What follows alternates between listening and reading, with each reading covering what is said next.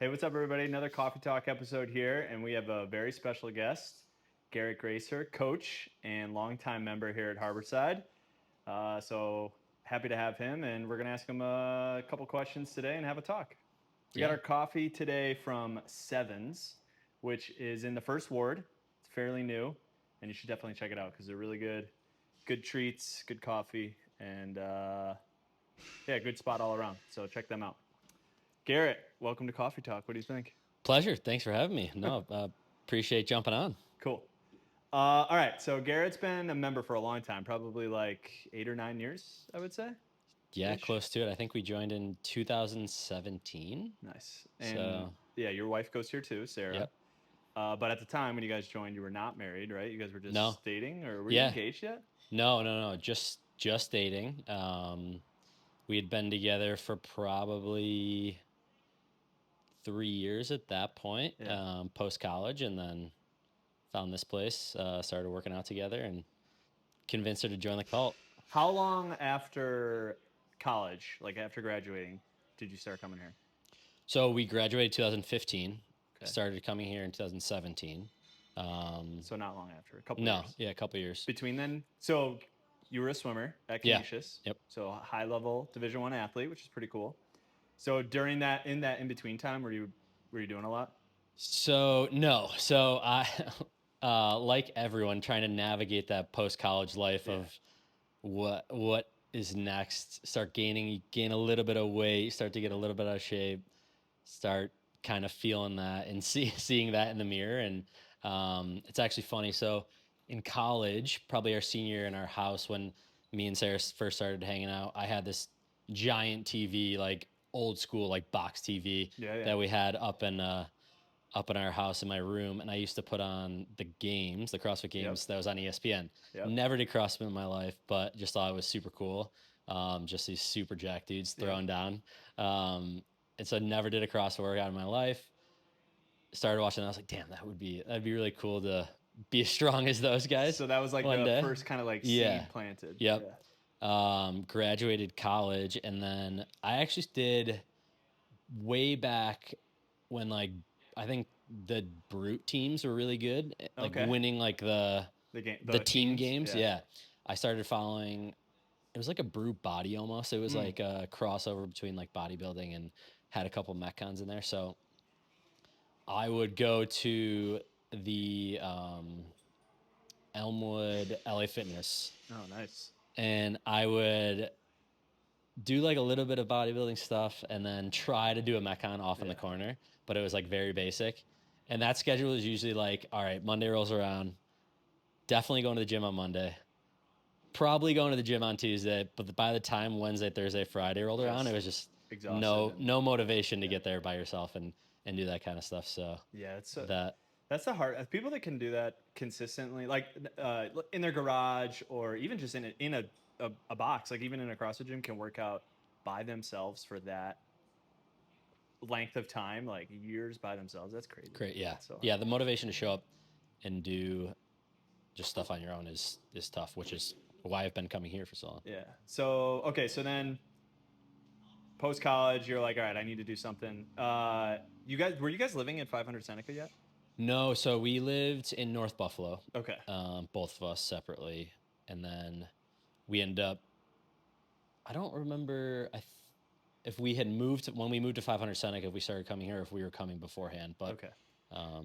yeah, I actually joined a different CrossFit gym for like a little bit. Oh, really? But yeah, Oh, I didn't know that. yeah. So that only lasted for like 2 months because the schedule was very limited. I had to go to like a 6 a.m. class with work, Yeah. and that just wasn't sustainable for Yeah. me by myself. Like Sarah wasn't going at the time, and Gotcha. it was kind of a drive. So Cool. yeah, Huh, I guess I missed that. All right. Yeah. So then you started coming here. Cool. Obviously, been here since. And when you first started coming here, you went through the whole on-ramp program. You just started off as anybody else knew. But you had a little bit of an athletic background, which certainly helps a little bit. Yeah. When you first started coming here and you were first doing it and you were like here for a few months and everything, what do you remember most about like those early months, those early days? Being well, jumping into classes and seeing everyone else around and like aspiring to get better like everyone else around you. So being kind of like at the bottom of the totem pole and finding like, oh wow, like that, like I want to get better at pull-ups or like do butterfly pull-ups or Yeah. just constantly coming in and being like, okay, there's always something to work on, always something to get better at, which I thought was cool. Like, you know, for a couple months you can work on strength, or a couple months you can work on gymnastics, and you're constant, like the progression is super quick in the beginning, which is exciting and fun. Yeah. Which is really what I remember. I also just remember being like, wow, I am so out of shape. Like I can't wait to, to like get better at this. Was there any specific workout or movement that you always remember, like, wow, that really kind of like punched me in the face and I didn't think it would? Ooh. But also at the same time was kind of like, that's kind of, it's a good thing that it did Yeah. that because it motivated you, or Yeah. like you said, made you aspire to work at it or anything like that. I don't know if there's like one, like when I first joined, I don't remember what year it was. It was probably like 2019. I probably like lost a little bit of weight, started getting a little bit better. But it was an open workout and it had, well, I think a 135 thruster. It was like a ascending ladder of thruster and something else. And I just remember the thruster. I think I remember Just, that too. I think there's I a might have judged. few Maybe I pictures of judged you on that. I don't few remember. pictures of me with like purple face, like just that's probably one I'll never forget. Like just dying. Yeah. But Those are the best. Yeah. I mean, they're not the best. Like in the moment But- they suck, but there was, I mean, the people remember that. You'll remember that. You won't remember the one you crushed. right, yeah, no, that for sure. Nobody else cares about. Yeah. So then fast forward a little bit. At what point did you into the CrossFit journey? We'll say, or at what point were you like, you know, I love this. This is great. I love everything about it. I love the community. Love the gym. Love the movement. Love the methodology. I want to be a coach. So when they were opening up south, it was a consideration for me. So, I mean, going like way back to like college days and swimming and stuff like that, at my goal after college was actually to become a swim coach. Oh, cool. So I know that. That's I coached swimming in college as like kind of like a side job to make a little bit of money. like high school or club coach. Club. Okay. Yeah.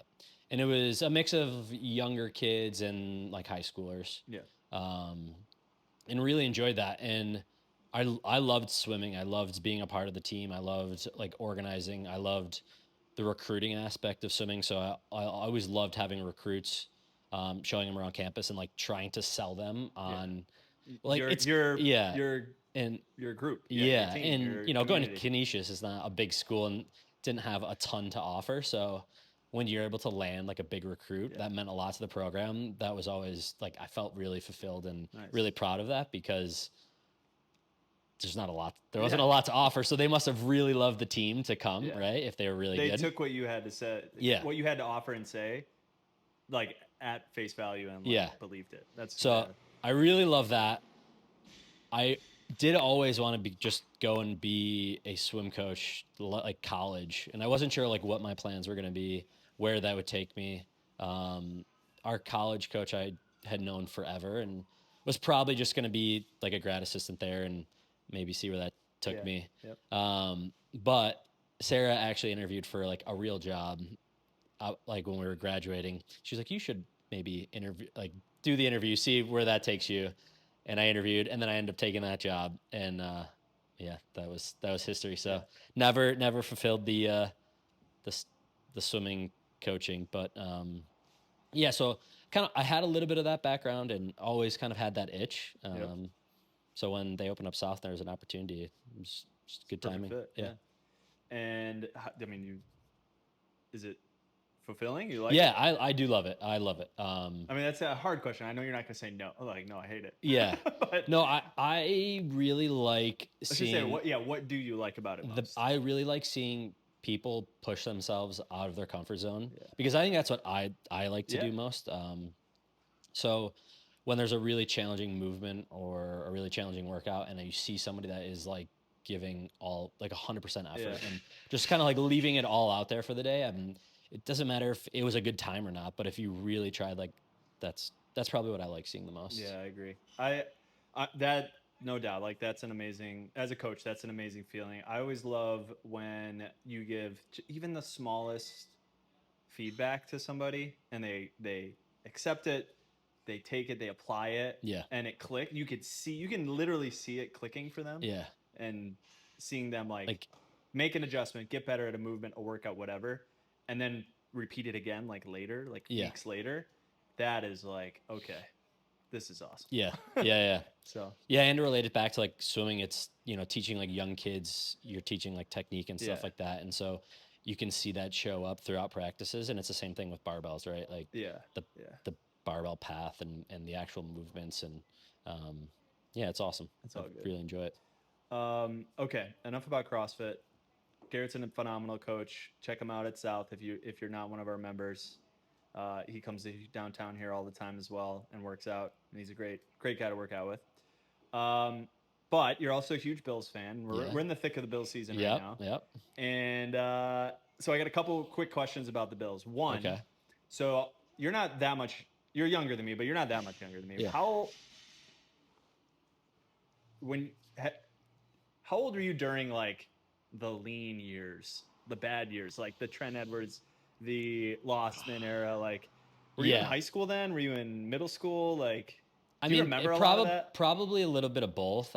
I very much remember that. JP Losman days. I don't even remember who was before Losman. That was probably what, 2004, 2000. Yeah, it would have been so you got Flutie in them, but Flutie, Johnson, I think Van Pelt. Yeah. Probably the Losman days are the days where I really started to pay attention to football. I used to be hyper obsessed with the draft and all that. Oh, yeah. So watching JP Losman Tulane highlights, I was deep into it, and very obsessed with football and the Bills for a very long time.